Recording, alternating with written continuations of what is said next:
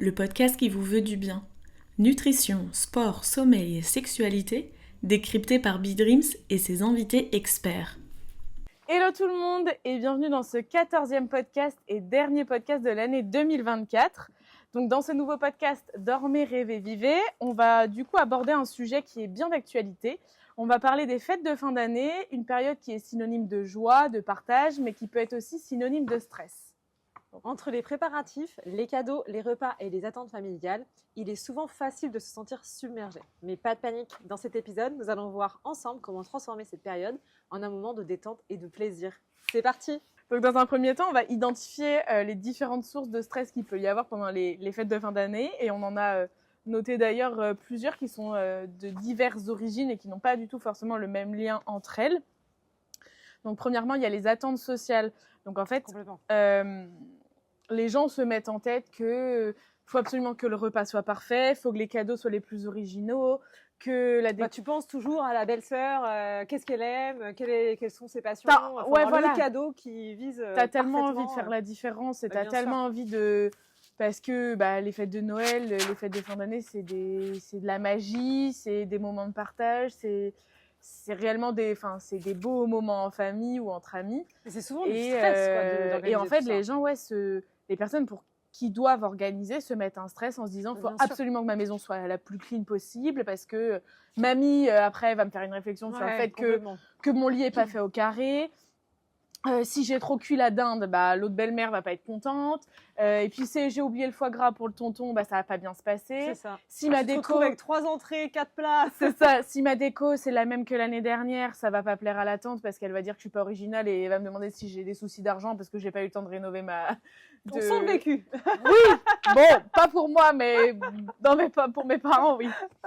Donc c'est vrai que c'est important de relativiser parce qu'avant tout, les fêtes de Noël, c'est une fête de partage, c'est une fête pour être en famille, passer un bon moment, même si le repas, c'est pas le meilleur du monde et c'est un repas qui est simple parce que certains ont voulu juste faire une raclette et que ça leur fait plaisir, mais franchement, on s'en fout et c'est... Comme tu dis, c'est un objectif de partage. C'est un objectif de partage et on est un peu dans cette ère où... même sur les réseaux sociaux, c'est à quelle influenceuse aura le plus beau sapin de Noël. Oui, c'est de la surconsommation. Sauf que, en réalité, oui, leurs sapins sont très beaux, mais c'est pas pour autant que, par exemple, moi, chez moi, je vais avoir un plus petit sapin où je vais pas avoir mis très cher dans mes décorations, mais pour autant, je suis très contente de voir mon sapin tous les soirs. C'est le premier sapin que je fais dans mon appartement, et c'est pas grave, quoi. Je pense qu'il y a bien pire dans la vie. C'est le fait de faire, même si c'est pas parfait, le fait de faire, c'est déjà une très belle chose. C'est ça. Très belle phrase. Merci. Ensuite, il y a la deuxième source de stress, c'est un petit peu le manque de temps. Parce que c'est vrai que quand on est enfant, on s'en rend pas compte, même quand on est adolescent. Mais quand on arrive à l'âge adulte, il y a le travail dans le quotidien. Donc déjà, quand tu as des horaires de bureau, quand tu as des horaires où tu commences à 9h, tu termines à 18h, c'est compliqué de prendre 3 heures pour aller faire les magasins quand les magasins ferment à 19h. C'est clair. Même si les magasins, évidemment, vont pas rester ouverts jusqu'à minuit pour les fêtes de Noël. Mais... il y a tout ça, il y a les préparatifs, après il y a aussi la vie de famille à côté, toutes ces choses-là. Donc en fait, c'est compliqué des fois et ça peut être un sujet de stress parce trouver que du temps, quoi, en fait. C'est ça, tu te rends compte que le 15 décembre, t'as pas fait tous les cadeaux de Noël et qu'il t'en reste encore une trentaine, que tu sais pas quel menu tu vas faire, que tu sais pas... Et en fait, je pense qu'il faut... ça revient au même que le précédent point, mais il faut vraiment pas se mettre de la pression dans le sens où il faut relativiser et il faut prioriser. Et si vous êtes nombreux pendant les fêtes de Noël, n'hésitez pas à partager les tâches. À déléguer, ouais. C'est pas parce que c'est chez une personne en particulier que c'est à cette personne de tout faire. Par exemple, moi, tous les ans, on fait avec ma grand-mère. Et c'est vrai, ma grand-mère, elle va avoir 90 ans, donc c'est un peu compliqué pour elle de tout faire. Et entre les petits-enfants et les enfants, il y en a qui s'occupent de l'apéritif, il y en a qui s'occupent du plat, il y en a une autre qui s'occupe de la décoration, il y en a une qui s'occupe d'emballer tous les cadeaux.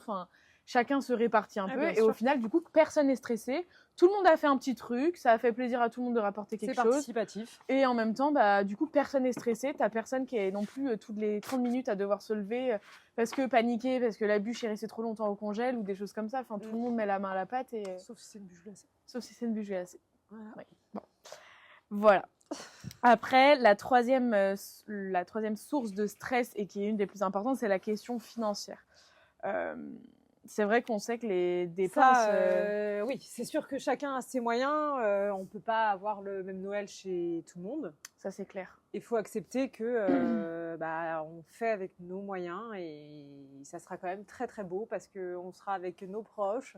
Même si on offre du do-it-yourself, des choses Et des fois, faits c'est des choses qui bah font moi, plus perso, plaisir que... J'adore recevoir des trucs faits main parce que je me dis, bah ouais, la personne, elle s'est donnée, quoi. Elle a pensé à moi. Elle n'est pas allée juste dans un magasin, acheter un objet pour me l'offrir derrière. Là, il y a vraiment de la fabrication, du temps, Tu l'as de la préparation. pensé, t'as mis... Les couleurs ont été voilà, choisies. c'est ça. Enfin, vraiment, il y a une vraie réflexion. Donc, il faut juste se dire, bah, j'ai pas les moyens, c'est pas grave, je vais faire du fait maison. Et ça sera tout aussi apprécié. Oui, c'est ça. Voilà. Et la question financière, c'est que même moi, j'entends dans plein de mes potes, tout le monde dit, bon, bah, de toute façon, ce mois-ci, je mets rien de côté, il faut que je fasse attention, pas de sortie, pas de... Oui, il faut pas se restreindre non plus dans la vie de tous les jours. C'est ça, mais faut faire attention, faut faire en fonction de ses moyens, et c'est surtout pas la course à qui aura le plus gros cadeau sous le sapin. Non. Enfin, moi, typiquement, à Noël, pour ma grand-mère, elle a pas beaucoup de moyens. Parce qu'on est beaucoup de petits-enfants, on est une quinzaine, donc quand tu es tout seul, c'est compliqué. Oui, c'est sûr que oui.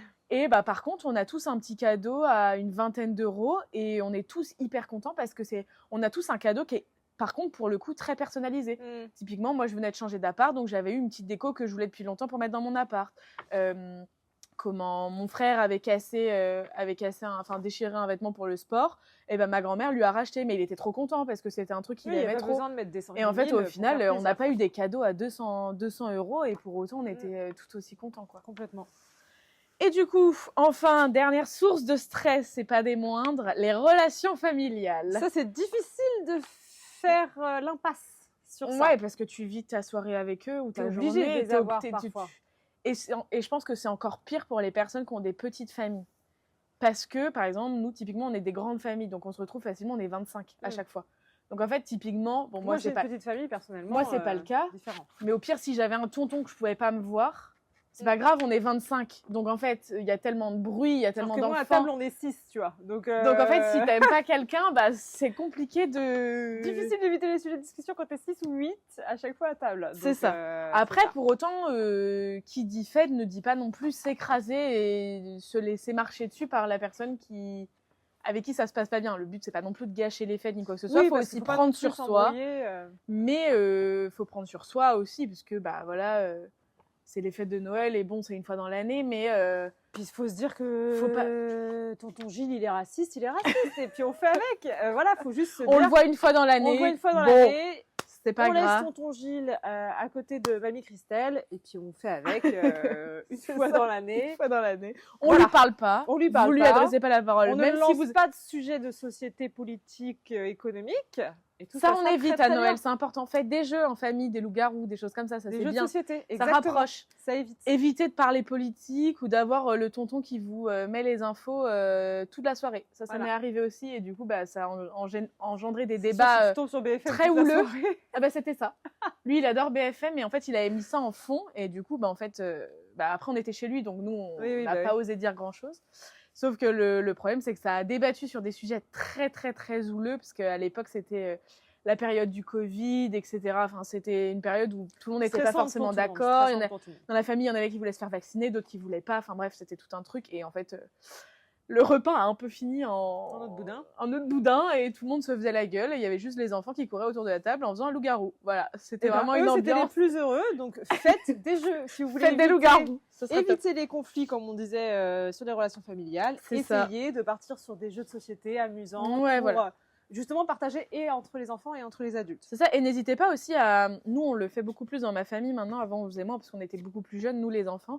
Mais on essaye de faire des plans de table de façon à ce que les jeunes adultes soient mélangés aux grands adultes. Vous voyez ce que je veux dire ? Enfin, typiquement, moi j'ai 22 ans, bon, les ados enfants, ils sont sur une table à côté parce qu'ils n'ont pas les mêmes discussions, et qui font d'autres jeux. Mais par exemple, moi typiquement, l'année dernière, je me suis retrouvée entre mon père et ma tata. Mais du coup, en fait, on était tellement tous mélangés, et les garçons n'étaient pas d'un côté et les filles de l'autre, que du coup, en fait, on a passé un trop bon moment parce que tout le monde parlait ensemble, parce qu'on a fait des jeux tous ensemble. Alors ça, c'est concevable quand tu es un grand groupe. Tu vois, moi, à 6... Oui, voilà, c'est ça, quand vous êtes des grands groupes, oui. Pas possible. Oui, tu vois, ça, c'est concevable quand tu es un grand groupe. Ça. Mais à 6, tu es obligé d'être à côté de ton frère, ta mère, ton père ou la belle-mère. T'as pas le choix, tu vois. C'est ça. Ou alors en face. Oui, ça là dans l'angle de vue. C'est clair. Donc ouais. Au niveau des astuces, du coup, on en a un peu parlé au final pour gérer ce stress. L'histoire des jeux de société pour les relations familiales, c'est pas mal, tout simplement pour Ça dédramatiser, dénouer un mais petit peu des situations, c'est pour ne ludique. pas parler de sujets compliqués et surtout intégrer les enfants dans tout ça en fait, parce que les enfants ne faut pas qu'ils restent de côté non plus là-dessus. On se sait la table plus basse que le reste et qui est à côté de la cheminée et que tu as des nuggets au lieu du foie gras à manger. Ouais, On se sait. Hein. Autrement, on a également, pour tout ce qui est partie manque de temps, la planification. Établissez des calendriers des tâches pour mieux établir vos journées ou vos week-ends, mieux vous organiser et éviter du coup les imprévus. Et surtout, comme le disait Maëva, pensez à déléguer dans la famille, à vos enfants, à votre mari, à vos frères, sœurs, parents. Et il ne faut pas hésiter. Pensez vraiment à déléguer. Et je pense qu'il ne faut même pas hésiter à imposer, même si des fois c'est difficile de dire toi tu vas faire ça. Mais je sais que par exemple, typiquement, moi chez mes parents, cette année c'était chez eux, Noël. Et ma mère, elle a dit à son frère, toi tu t'occupes de ça. Elle a dit à sa sœur, toi tu t'occupes de ça, parce que sinon il y en a qui se disent, oui, ça va être fait. Elle va faire, c'est pas grave, pour une fois, machin. Et en fait non, parce que ma mère, on a beaucoup trop de repas de famille, on n'aura jamais le temps de tout faire. Du coup ma mère a dit, elle a appelé son frère, elle lui a dit, est-ce que t'es ok pour te charger de ça? Il a dit oui. Elle a appelé sa sœur après, est-ce que t'es ok de te charger de ça? Et enfin voilà, et tout le monde du coup met la main à la pâte. Quand chacun un petit peu, c'est ça. L'organisation est parfaite. C'est ça. Pas de pression sur personne au final. N'hésitez pas, ça on le dit souvent sur plein de sujets différents, mais la respiration, la méditation, quand vous sentez que vous avez un trop plein de stress qui arrive d'un coup, vous isolez, vous allez dans une pièce à côté et vous faites des travaux de respiration pour redescendre au niveau du rythme cardiaque, redescendre au niveau de l'énervement. Ça, c'est important. Ou encore l'activité physique. Voilà. Je vais taper un footing. Matin, vous allez faire un footing. Je vais à la salle de sport, je vais faire de la natation, je vais faire du vélo, même juste marcher en fait. Même juste une demi-heure en fait, seul, ça permet au moins de s'aérer l'esprit, de sortir de tout ça. Parce que c'est vrai que les gens, on sent quand même que les gens sont beaucoup plus stressés à l'approche des fêtes, même s'il y a cette excitation des fêtes de fin d'année, tout le monde est trop content, mais on sent que les gens sont beaucoup plus stressés, beaucoup plus à cran parce que tu te mets Moi, je le sens sur la route, personnellement. Les gens sur la route, ça klaxonne, ça fait n'importe quoi, ça colle aux fesses. On sent que les gens sont stressés, agacés, et c'est vrai que c'est une période anxiogène. Un peu anxiogène. Ouais, je trouve que c'est une période qui est un peu en demi-teinte. Enfin, d'un côté, tu as l'excitation des fêtes de Noël, la magie de Noël, etc. Ouais. Et d'un côté, quand tu deviens adulte, parce que quand tu es enfant, tu t'en rends pas compte, mais t'as ce stress où les gens sont tellement pressés d'avoir le meilleur cadeau au meilleur prix, faut absolument que l'enfant il ait le dernier jeu de la Play, que machin. Et en fait, tu sens que les gens sont à cran et en fait, je pense qu'il faut vraiment lâcher prise et puis au pire, si l'enfant il a pas le dernier jeu de la Play, c'est pas grave, il y a pire quoi. C'est pas grave, il va s'en remettre. C'est ça. C'est pour ça, le lâcher prise est aussi très important. Pensez à lâcher prise, c'est pas grave, il n'y a pas mort d'homme. Il n'y a pas un mort dans la famille, tout va très bien se passer. Donc, lâchez prise sur les fêtes. Du coup, là, on vous a préparé un petit bonus avec des conseils qui vont nous permettre de préserver notre santé physique pendant les fêtes. Parce qu'on sait que des fois, on a tendance à prendre un peu... Aller un petit peu dans les excès. Voilà, on se dit, allez, c'est... Souvent, généralement, les 2 semaines entre Noël et le Nouvel An, les gens, on donne tout ce qu'on a. Oh, je vais plus à la salle. Oh, c'est bon, je suis fatiguée là. Je vais pas à la salle. C'est les fêtes. C'est pas grave si je m'enfile le pot de Nutella, c'est les fêtes. Il n'y a pas de problème. Oh, il y a des restes encore. De raclette, on va racheter des patates. Donc, après, évidemment, on n'est pas nutritionniste, on n'est personne pour vous... on fait des excès sur Ah oui, complètement. Donc, moi, c'est la période de l'année où je me dis, c'est pas grave, voilà.